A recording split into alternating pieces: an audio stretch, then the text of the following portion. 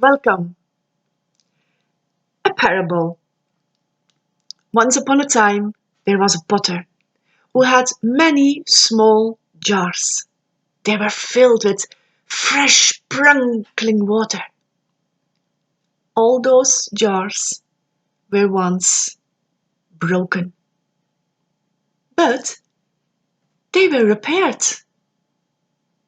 Here and there were still cracks, causing them to leak. No, they weren't perfect.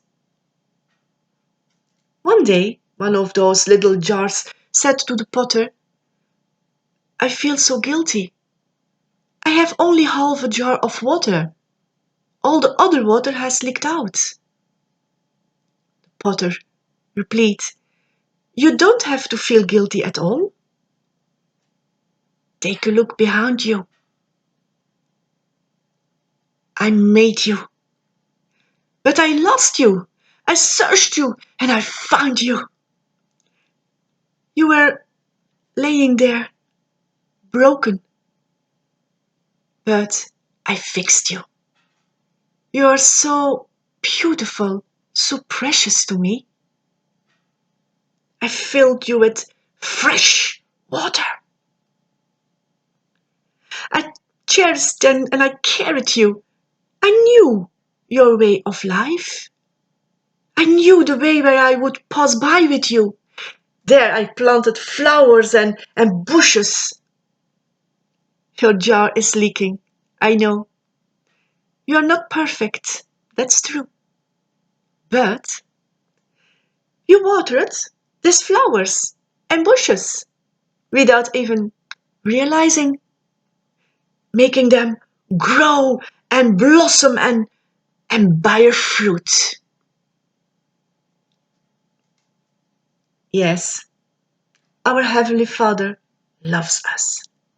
He knows our way of life. He knows our way of life. Yes. He knows that we are not perfect. He sees that there are still cracks in our jar. He knows our weakness. But he sees also that despite our weakness or faults, we are still a blessing. You are a blessing. What you do or don't do can be a blessing. What you say, your words, your prayers can be like streams of living water whereby others can grow and blossom and bear fruit spiritually. You are so special. I want to read you a testimony from the book I wrote, Dreams of Hope. It's a testimony about a broken life that was restored.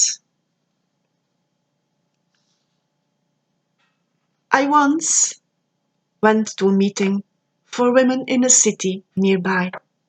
There were about 50 women. Suddenly, I heard the words of God in my mind.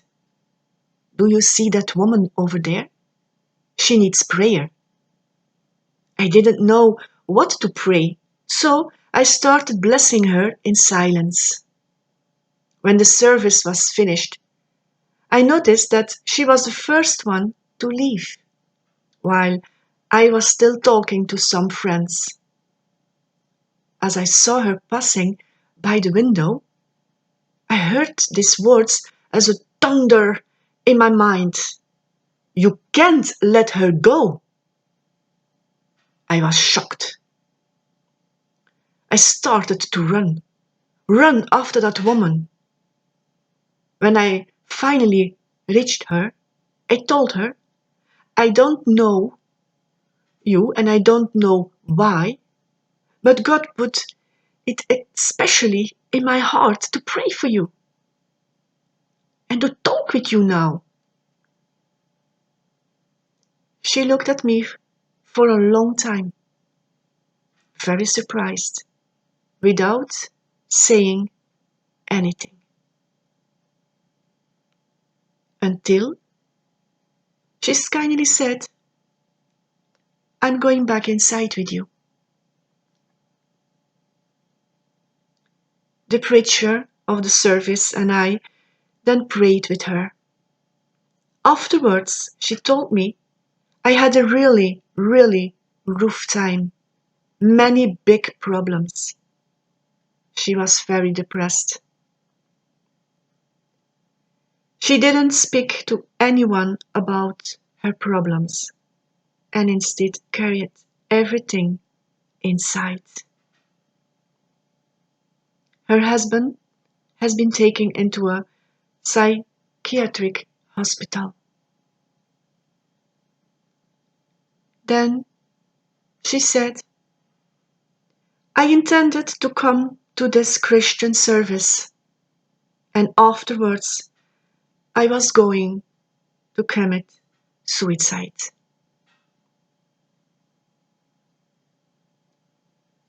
Because she didn't tell anyone, I couldn't have known it before. But now, due to my action, she realized that Jesus didn't abandon her and wanted to help her. She gave her life completely to Jesus Christ. A new beginning. This was one of the broken jars that God wanted to heal. Because He is the God who sees. Be blessed. Shalom.